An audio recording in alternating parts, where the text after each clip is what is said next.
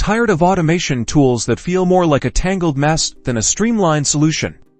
Let's untangle that right now by setting up N8n Locally, giving you a powerful and private playground for your workflows. First, make sure you have Node's and npm no package manager installed on your system. If you don't, head over to the official Node's website and download the latest LTS version. It includes npm, so you'll be all set. Next, open your terminal or command prompt and type npm install N8n. This command installs N8n globally on your machine, allowing you to run it from anywhere. Once the installation is complete, simply type N8n in your terminal and press enter. This starts the N8n server on your local machine. Now, open your web browser and go to localhost 5678. You should see the N8n interface. Congratulations, you've successfully installed N8n locally. From here, you can start building your automation workflows. Experiment with different nodes, connect various services, and test everything out in a secure and isolated environment. That's it.